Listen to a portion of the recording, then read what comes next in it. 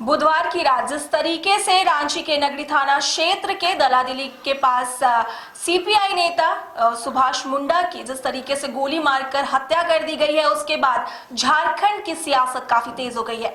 जिस तरीके से विपक्ष सरकार पर हमलावर है, वहीं सरकार जो है वो लगातार सिर्फ दावे कर रही है। इस पर कई भाजपा के नेता का बयान भी आया है। भाजपा के जो प्रदेश प्रवक्ता है प्रतुल शाहदेव, उन्होंने भी बयान दिया है। साथ ही बाबूलाल मरांडी ने भी ट्वीट करके अपनी प्रतिक्रिया दी है इस हत्याकांड पर। हमारे साथ बात करने के लिए हमारे सहयोगी करिश्मा है। करिश्मा, कल रात को जो सीपीआई के जो नेता है सुभाष मुंडा की, उनके दफ्तर के अंदर घुसकर उनके साथ गोलीबारी की घटना को अंजाम दिया गया, जिसमें उनकी मौत हो गई। उसके बाद आदिवासी संगठन में काफी आक्रोश है, तो इस पर क्या कुछ कहना चाहेंगी? जी देखिए, दलादली चौक का अगर हम लोग आपको दृश्य बताएंगे तो दलादली चौक पे जितने भी स्थानीय लोग हैं वो सड़क पर उतरकर प्रदर्शन कर रहे हैं, लगातार सरकार से मांग भी कर रहे हैं। आपने सही बोला कि भारतीय जनता पार्टी के जो प्रवक्ता है प्रतुल शाहदेव, उन्होंने भी यहाँ पर बयान दिया है। उनका स्पष्ट रूप से कहना है कि बिहार के तर्ज पर अब झारखंड में भी जंगल राज जो है वो लौट आया है। साथ ही साथ अगर हम लोग बातचीत करेंगे कि भारतीय जनता पार्टी के जो प्रदेश अध्यक्ष है बाबूलाल मरांडी, उन्होंने भी स्पष्ट रूप से कहा है कि झारखंड में एसपीटी एक्ट और सीएनटी एक्ट लागू होने के बाद भी जितने भी आदिवासी है उनके जमीन पर कब्जा किया जा रहा है। तो कह सकते हैं अब लगातार लोगों की जो प्रतिक्रिया है वो सामने आ रही है।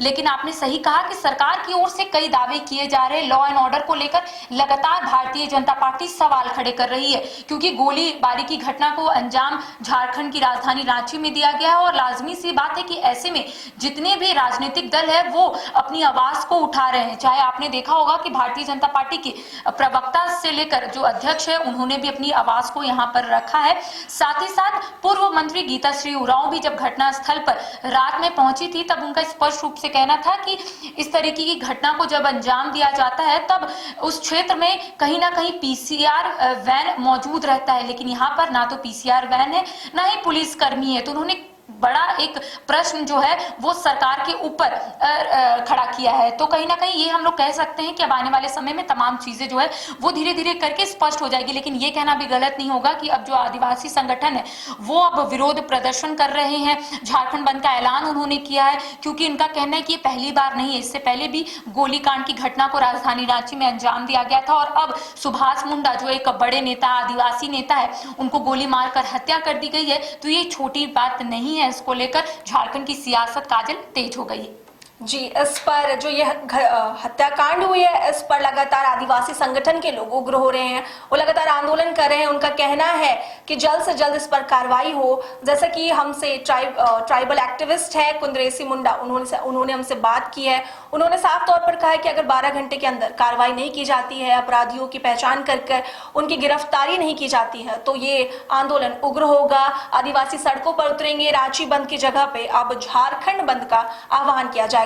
इसके साथ ही उन्होंने ये भी कहा है कि प्रशासन से उनकी मांग है कि जल्द से जल्द कार्रवाई की जाए, क्योंकि ये जो मौत हुई है, ये जो घटना हुई है, हत्याकांड हुई है, उसके बाद ये सिर्फ और सिर्फ सुभाष मुंडा की हत्या नहीं हुई है, पूरे आदिवासी समाज के लोगों पर ये हमला किया गया है। इस पर क्या कुछ कहना चाहेंगे? देखिए, 7 गोलियां सुभाष मुंडा के ऊपर चलाई गई है, ये एक छोटा बात नहीं है।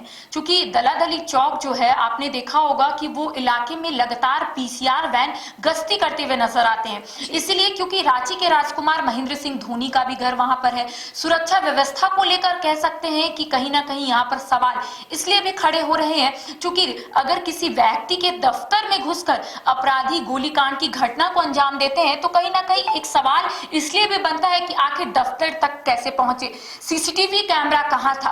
तो सवाल उठ रहे हैं। और इससे पहले भी लॉ एंड ऑर्डर को लेकर भारतीय जनता पार्टी तो सरकार को घेर ही रही थी, लेकिन इस बीच आदिवासी नेता सुभाष मुंडा के ऊपर गोली चलाई जाती है। और ऐसे में जितने भी स्थानीय लोग हैं सिर्फ एक ही मांग कर रहे हैं कि अपराधियों की गिरफ्तारी जल्द से जल्द हो। आपने कहा कि एक एक्टिविस्ट से आपकी बातचीत हुई है, तो उनका कहना है कि गिरफ्तारी होनी चाहिए, 24 घंटे के भीतर गिरफ्तारी होनी चाहिए। इसको लेकर आपने देखा होगा कि कई आदिवासी नेता घटनास्थल पर पहुंचे थे और उनकी मांग भी यही थी कि जल्द से जल्द बदमाशों की गिरफ्तारी होनी चाहिए, न्याय मिलना चाहिए, जिसको लेकर सभी लोग सड़क पर आंदोलन कर रहे हैं, विरोध विरोध कर रहे हैं। हमारे जो रिपोर्टर है मुर्शिद, वो भी कई लोगों से बातचीत किए थे काजल, तब लोगों का कहना था कि जब तक हमारी मांग पूरी नहीं होगी हम लोग सड़क से नहीं हटेंगे, इसी तरीके से विरोध करेंगे, आंदोलन करेंगे। लेकिन कह सकते हैं कि इस घटना के बाद झारखंड की सियासत तेज हो गई है। भारतीय जनता पार्टी लगातार सरकार को घेर रही है। सरकार दावे कर रही है कि जल्द ही लॉ एंड ऑर्डर को लेकर सरकार जो है वो आने वाले समय में पहल करेगी। तो कह सकते हैं काजल कि आने वाले समय में चीजें जो है वो स्पष्ट होगी। लेकिन अगर हम लोग सुभाष मुंडा की बात करेंगे तो मांडर और हटिया विधानसभा के प्रत्याशी भी रहे, दिग्गज नेता है, आदिवासी नेता है, और ऐसे में आदिवासी संगठन के तमाम जो नेता है वो आगे बढ़ रहे हैं और सिर्फ न्याय की गुहार लगा रहे हैं कि सुभाष मुंडा को न्याय मिलना चाहिए। जी करिश्मा, जैसा कि हम सब जानते हैं कि दलादिली के जस्ट कुछ ही दूरी पर रांची के जो राजकुमार हैं, महेंद्र सिंह धोनी है, स्टार क्रिकेटर है, उनका घर है।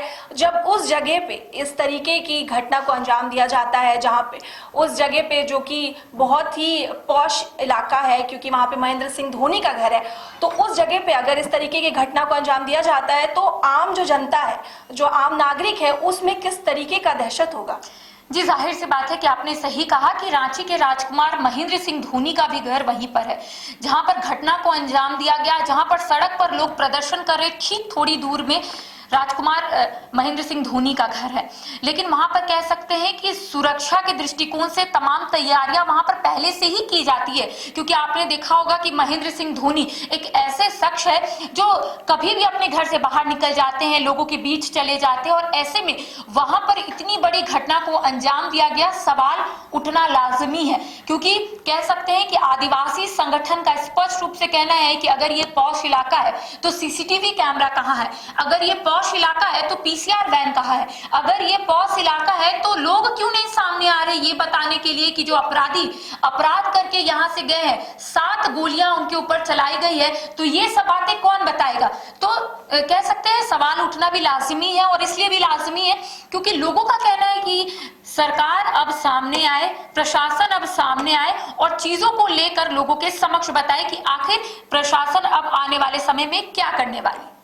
जी करिश्मा, जैसा कि अभी तक जो अपराधी है जिन्होंने गोली चलाई उनकी अभी तक पहचान नहीं हो पाई है, जिस पर लगातार ये मांग रखी जा रही है कि पहचान करके उनकी गिरफ्तारी हो। लेकिन पुलिस प्रशासन की तरफ से एक कदम उठाया गया है, जहां नगरी थाना के प्रभारी का उन्हें सस्पेंड कर दिया गया है। उसके जगह पे अब रोहित कुमार नगरी थाना प्रभारी के नगरी पदभार पर रहेंगे।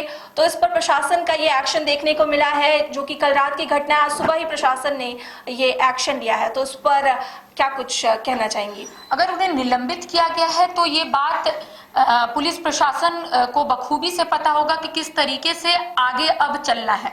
अगर आपने कहा कि रोहित कुमार को अब नगरी थाना के प्रभारी के रूप में पदभार ग्रहण उन्होंने किया है, तो कह सकते हैं कि ये अब आने वाले समय में तमाम चीजें जो है वो पब्लिक डोमेन में इसलिए भी आ जाएगी क्योंकि धीरे धीरे करके एक एक लोग सामने आ रहे हैं।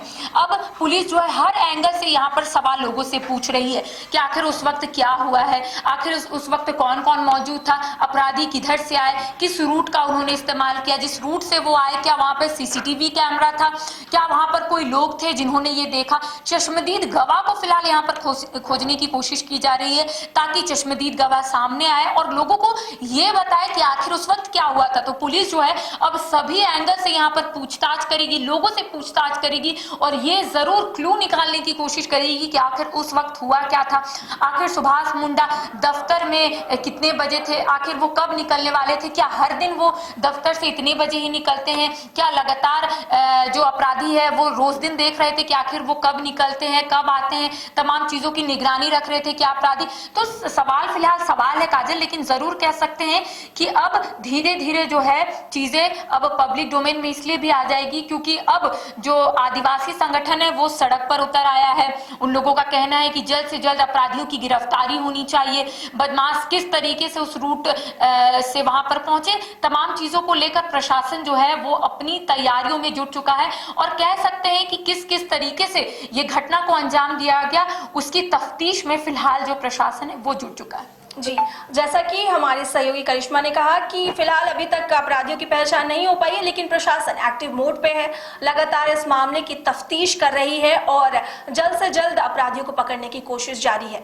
आपके साथ लगातार हमारे संवाददाता मुर्शीद भी जुड़े हुए हैं, वो लगातार आपको अपडेट दे रहे हैं कि किस तरीके से माफ कीजिएगा, किस तरीके से आदिवासी संगठन के लोग जो आक्रोश है उनमें वो लगातार आंदोलन कर रहे हैं, किस तरीके से वो उन्होंने दलादिली को जाम कर दिया है। अभी भी उस जाम की स्थिति बनी हुई है, लोगों में आक्रोश है। इसके साथ ही आपको हम लगातार अपडेट देते रहेंगे। इसके अपडेट के लिए आप हमारे साथ बने रहें और देखते रहें न्यूज़ 22 को। धन्यवाद।